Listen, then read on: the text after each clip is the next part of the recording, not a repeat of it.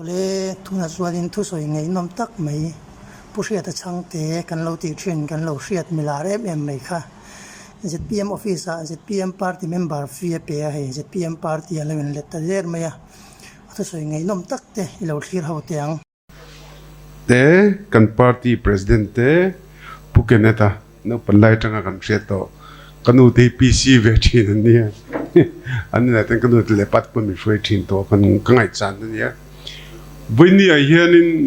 ani na taka chuanin hemi party office ka rong kalvena chanchu devotion mangtu man pui ve tu rong kalmei mei kan tu soi tu angai kan ni to lo sum sima thui chu ka soi wara ka soi na sa tu soi tak a hian ti lai na kal jok kan ya tu wan tu soi ka thiam bak lawa mani khan Friday chonu darli khan hey puchunga hian South 2 block president hian khun khan deu main o taking ang deu ti deu typin min lom lu to chuan membership fee cheng so mania cheng 1 2 3 4 cheng sang khan jani somthum pali ka peto ka inti tlang nel nga la ka khan ka inti senior pha nga la tuna yen ni thum vela upa ZPM kan ti kha ka shchuwa ka lom lu kha kan president se khan lom lu kha ni to chi kan ni to lawa in thoveng devin eta inti tu inti fatu devin karon umhala ni ti ka soi duwa mani chu minute som ni vel ka soi bin chu minute nga vela soi ka tumanga ekwange ZPM ka lu ti mi hen so sa ka background to ite ka soi nga political background zirna na thon lam pang ni lavin sang ni la sompre kum to bak voluntary pensioning kum sari kum red tho service kal nei line karon banga karon ban chan ber chu heram le nam ta na engtizong po a koi suruta trangkai ve thei tura ron bang ma ka ni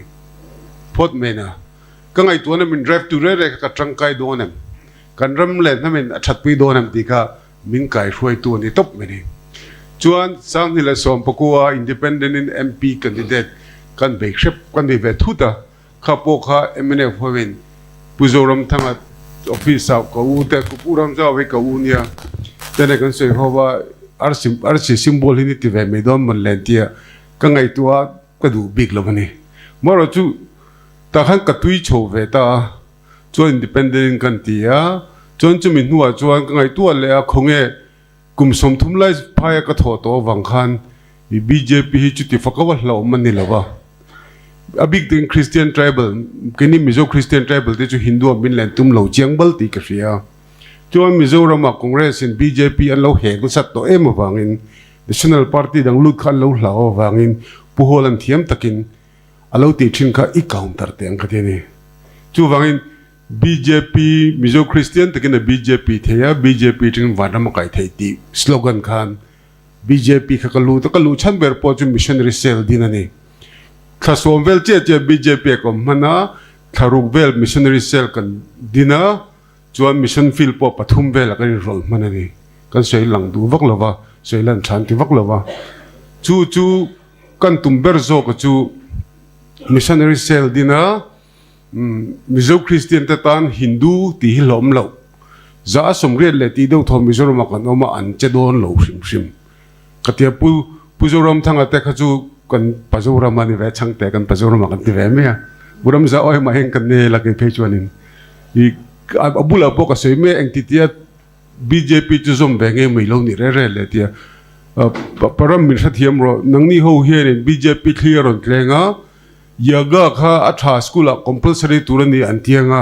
no intingam don si lowa chu ban BJP ka lo omanga no yaga kan du lo kung fu kan du jok titur khang ka lo bo malom le ka ti anui ha kha khani chu wang ke chu pa ngai dani ve thin kan chu BJP ka lu ta ma se BJP ho tu te in thak nu khan I missionary cell din an phal talongani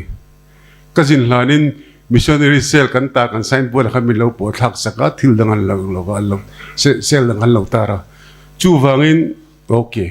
kazom chan chu missionary cell ania tien phal to lo a chok le me teng ti lar theng ber lungrun thak theng berin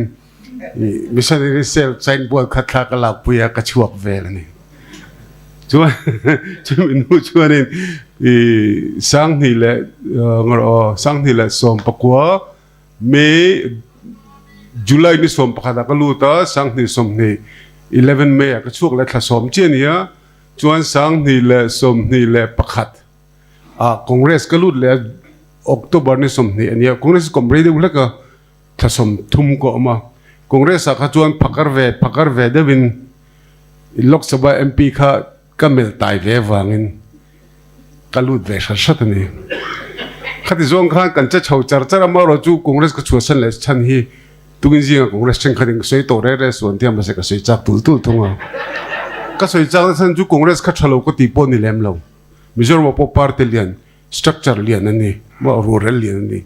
ma ro chu sang ni som ni pathum in khana kan han che chia MLA pa ka che pung lian chung runga che tling kha panic button o manen mang ani chon in khana han rota in khana khan thing do main official list le non official list khalo chuak ta ni kha Congress dana omlo ti ka si ni chong ka ngai to bang MP po chu mel le to lo me si te a fu don lo he tiang ni reng chong ka tia All India Congress Committee a hek na ka thelu de ka hek na chuan Mizoram Pradesh Congress Committee hian party in khana po dan kan zom thei lo ani chuan state rorela kalpui turing kan thlin khlot lo ani chu wang ka chuak le dang ka tia ka chuk thon mia Congress a pe chon ka che over ve de leka sang ni le som ni le pali march ni som panga ka march no panga ba de nia ta chuanin zirto pania political session and ne thu soina toy min pen leng hala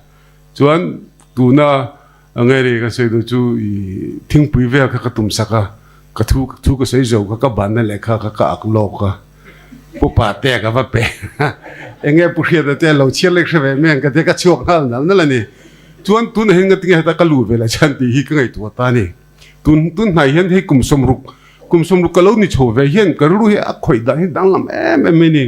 ramle nam kam mangai wagin ka tia 1992 a Mizoram ka chua sana ramle nam kam mangai wagin sang ni som pariat November a karon hole a chuan ke ma hen mol tu hi om veram le nam mangai in som chi ni lo ka tia ka sei thina thisena om to tu ni nak tuk tu la tring mangai veng o ti chi ni lo ni chu wangin thisen om kha kan ngai tu wang khan effective dewa kan kum nei tur chu kum som vela ka dani som ru ka tang som serin kar hi chutian ni si chuan kan thoto ve thut theya ka sei fo thina thi tur hian dam lo lo ka ngai lo a sek deuh pana thi theya mel tha sensia pana thi theya chu wangin vanram lama bank account ti cha hi ka ngai tuan an al lu thuk em to meni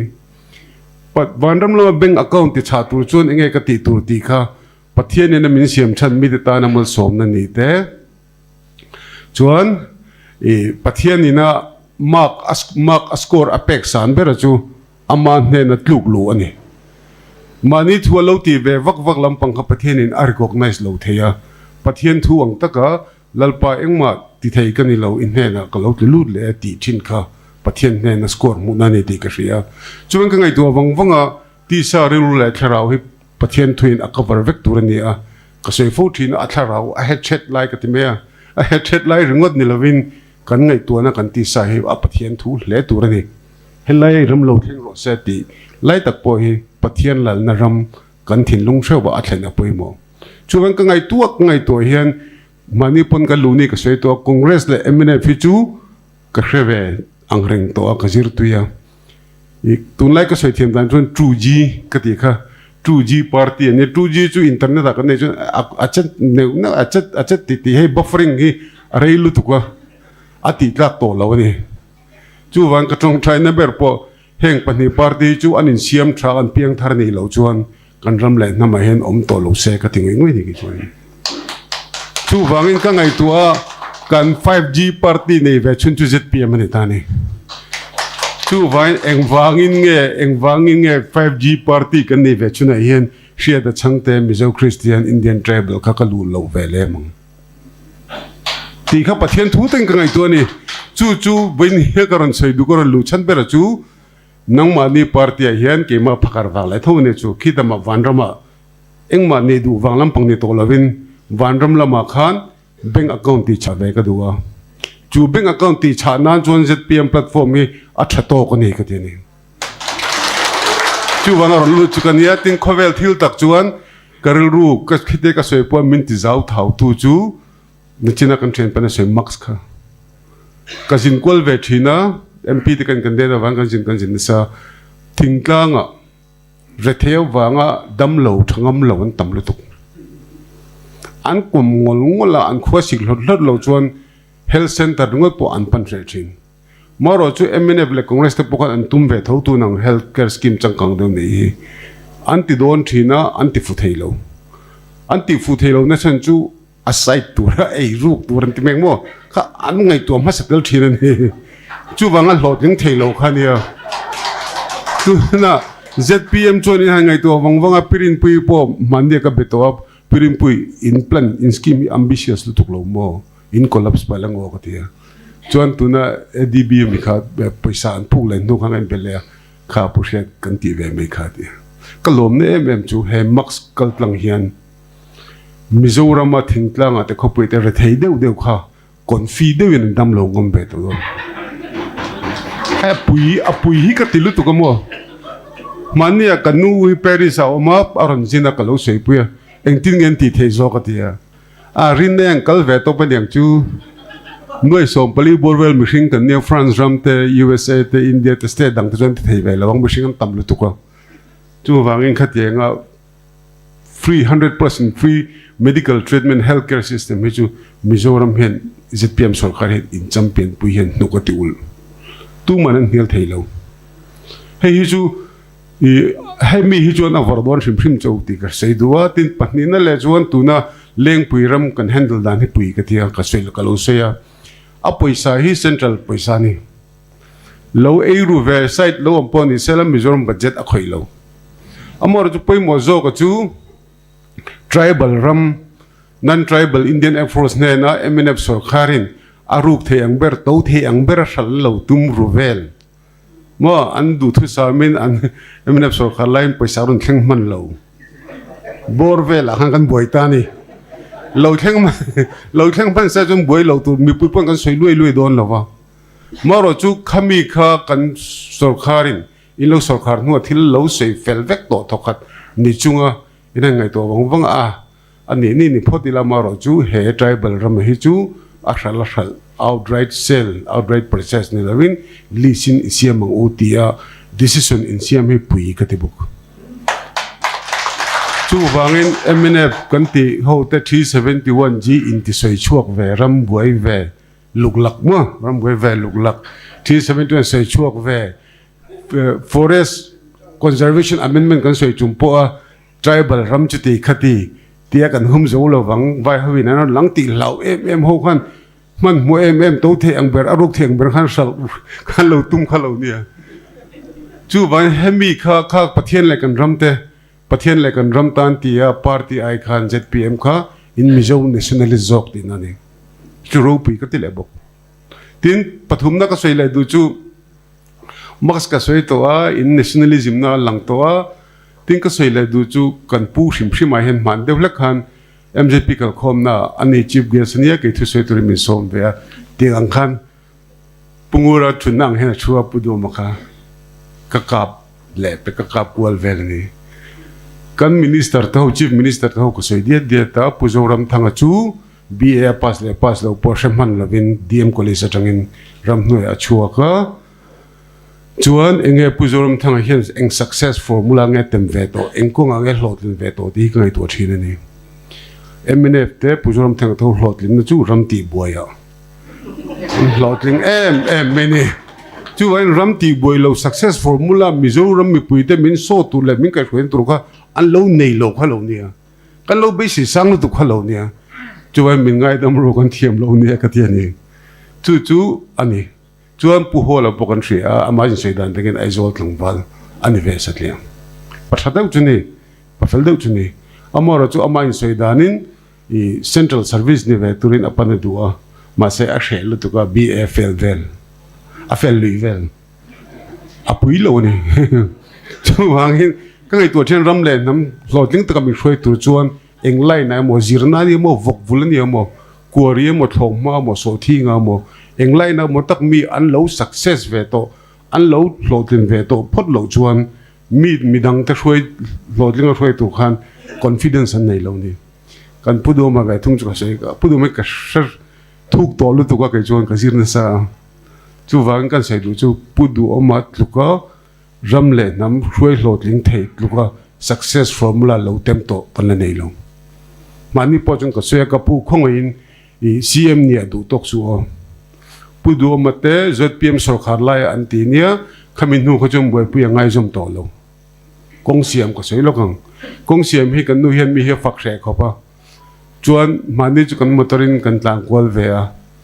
ante mate min te mate ante an kong siam hi chu adang sin tun tum chu tia engting ngi mu dan dang ka tia tun ma chuan al ka dalwan hi atte tel tela ti asai sa hi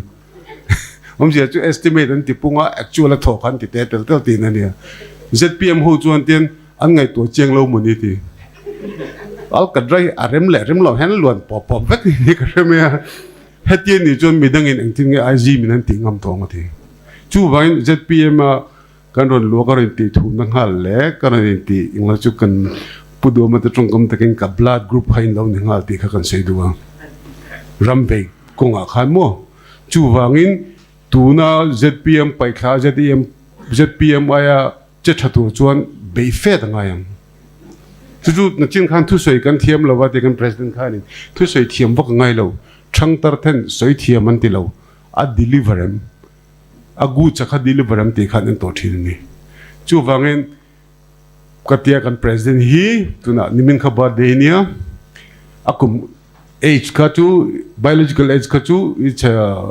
matter of numbers number an ringota poi mo jok chu mental age ka poi mo pul or cm kan cm jok hi chuanin ka sei jok chu azin kong kan en pui thuak hian success formula tem nem ve to lu tu aduni phochuan mizoram pui hi lotling turin mi troi thei tin kalo zil mi zil ka sata ko pa ve dau tran tong ka shau thu sei te mi zil pai ka sata man ni ka sei na pojun ka pu khong itakin cm nia lung oi lovin legacy anti pudu om hun lai zpm hun lai anti ni ti thang tar ten an sun sei turin thau mu lang cho ka te nui ve ringota zana ka ni phone a boina kalo ni ka kam kan ni ja chamai ti palang e ithu sei ka kalom lu thu ka the ni mo jana kan kan kan bezuma chu wang kan sei du lai ta ka chu helai koron zum hian zpm koron zum chen hi ke mana ti sar lu tharau ta ka phakar ve de wang ani khilama bank account ti cha ka du be wang ani tin chu wangin helai huna hian engma be sei khan nei kan nei lawa ramle nam rong bol na pathian lang na tu atan in tir arem changa min man turin karon oma mania mi pakhatin na sei chu i good boy ve tonga ti good boy ve devin ni om tonga thoi devin om tonga tia ka sei chu thu ko oi pe karin na chan chu in kal phunga tha ka ti congress te bjp te kha tum nei ran lu ve tho ko nia